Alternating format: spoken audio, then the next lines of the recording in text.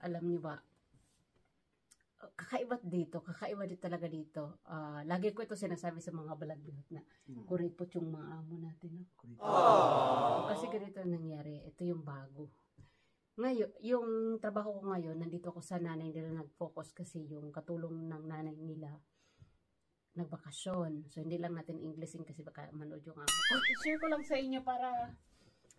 sa inyo para makarelate yung mga pupunta dito sa Spain na makakita kayo ng amo na mabait pero kuripot. Mabait sila pero kuripot. So, isa lang kasi may trabaho sakto eh.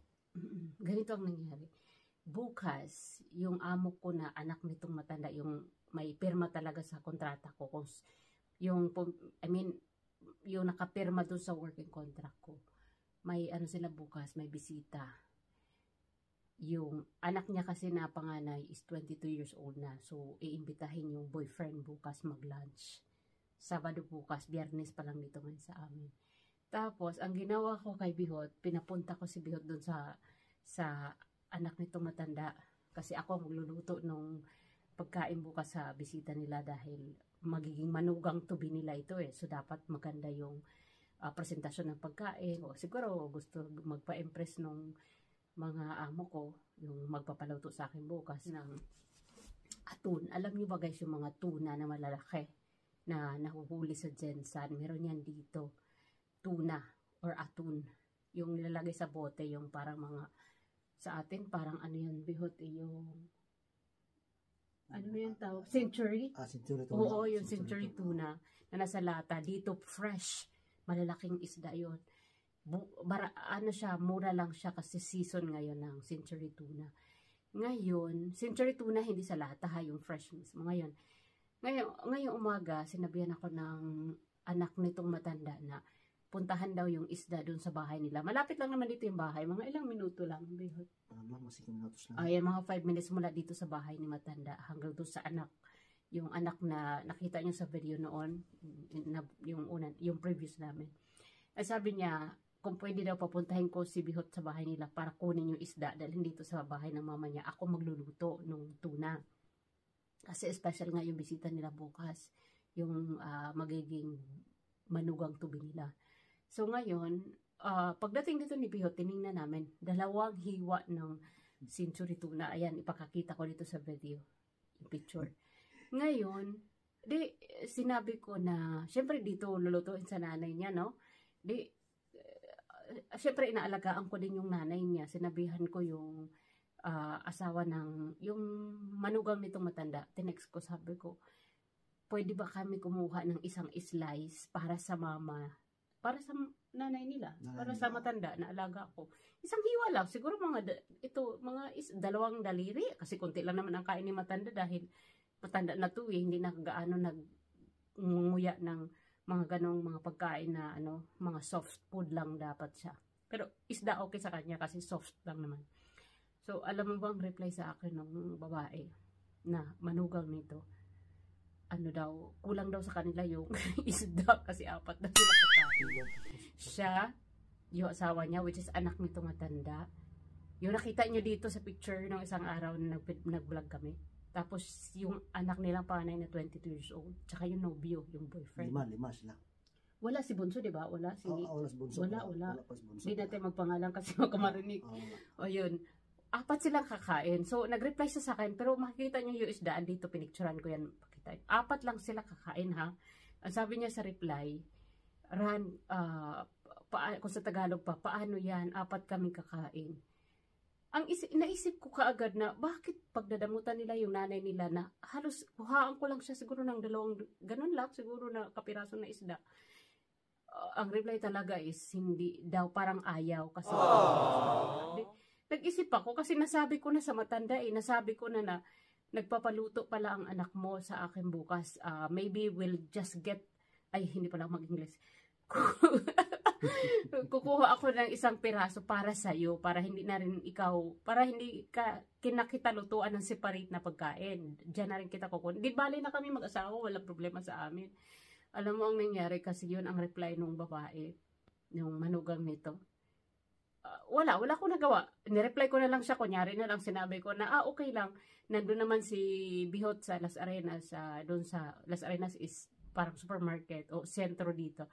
Di bali na lang, tawagan ko na lang nabibili. Pero actually, nandito pa si Bihot sa bahay. Paalisin ko pa lang.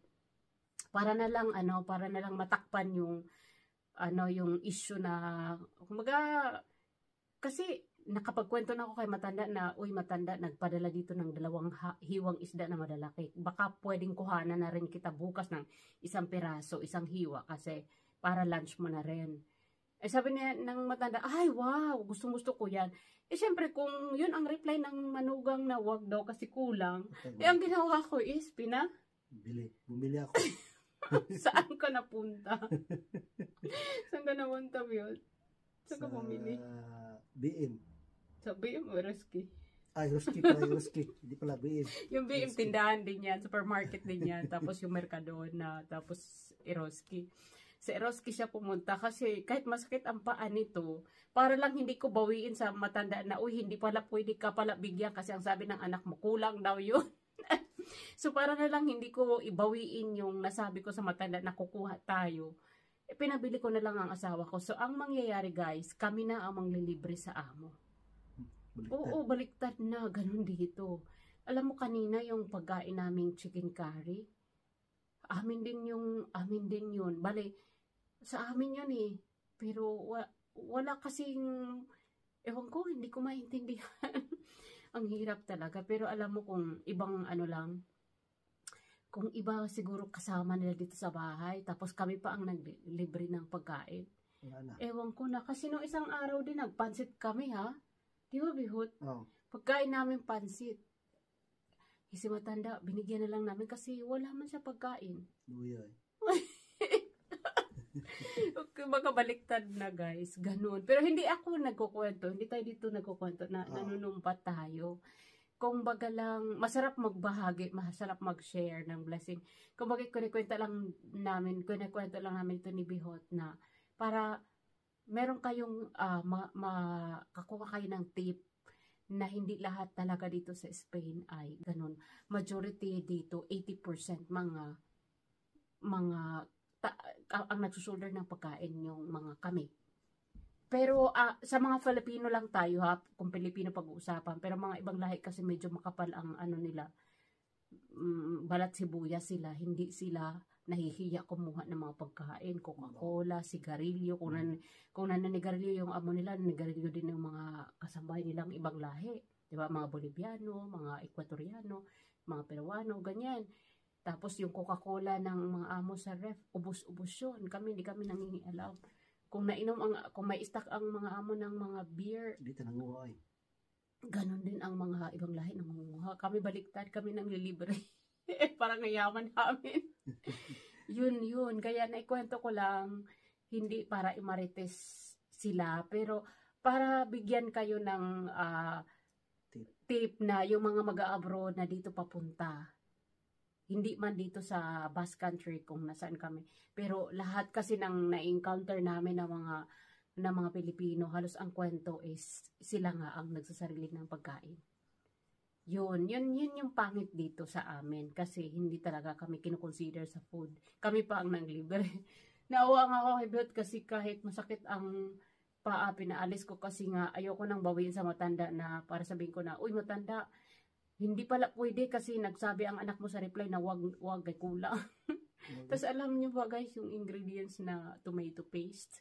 Ako pa ang nagbili, di ba? Oh, kasi konti lang yung tomato na pinadala. So anong gagawin ko? Magrereklamo ako sa kanila, hindi man yung bibili. Hindi yung bibili. Pag nagsabi ako na kulang ito, magsasabi yan na pagkasyahin mo na. O hindi kasya kasi yung isda madami, tapos isa lang na bottle na tomato paste, kulang yun. Kasi ang ipapaluto nila is tuna with tomato paste. Kaya ang ginawa, si Bihot ulit ang bumili na amin yun, sarili namin pera. Madalas dito guys na gano'n na kami ang parang wala silang pakialam sa food. Pero pagdating sa... senior, pero laki ang nun, may negosyo yun. online. Oo nga pala. Tapos may ano pa yan, May grangha. Garangha, baka. Grangha is parang may barn siya na may mga alaga ng ano. Ang alaga. Tapos, mga hayop. Ah? May mga chicken, may mga cow. Dapat doon ako magtrabaho. Hindi ka nga makapag-isa papuntang Las Reyes, dami mong tanong. Sama tayo. Buwag. Ngayon guys, isa pang kwento yung carrots na ginamit ko kanina. Kaya may lista ako dyan na ito yung mga kailangan pero hindi man kasi sila nabili. Kaya anong gagawin ko? Titingala na lang sa langit. Walang carrots pala yan? Pagdala ko? Nagbili tayo ng carrots, di ba? Bakit yung pinadala niya, walang carrots yan? Wala. Pero may lista ka. Wala, may lista ako doon kasi nandun tayo kahapon, di ba? Naglinis. Ang dami kong lista. Dapat sinabi mo, kumuha na lang siguro ako sana doon. Yung sibuyas namin ang gagamitin bukas sa pagluto dahil wala silang pinadala na sibuyas. Grabe, no? Kaya, alam nyo, mahirap lang talaga na, kumbaga, kung iisipin mo lang magiging seryoso ka sa mga bagay-bagay na lahat ng mga ganito ay ikonsulta mo sa kanila, di ka magtatagal. Oh, kasi magrereklamo ka talaga na bakit ganon. Di ba baliktad? Baliktad. Kaya wala kami nasisave kasi di ba kami, imbis kami ang kami ang librehin nila ng pagkain kasi long hour ako meron akong, dito tayo kami natutulog Wala na libre lang kami ngayon sa tubig at kuryente. Buti nga wala nang curfew sa kuryente dati, alas 10 pinapa-off na sa akin ang ilaw. Pero nag-demand ako na hindi dahil 9:30 pa lang ako aakyat sa attic. Siyempre gusto ko pa rin mag-live o kung mag-vlog. Yun ay pinagbigyan naman ako.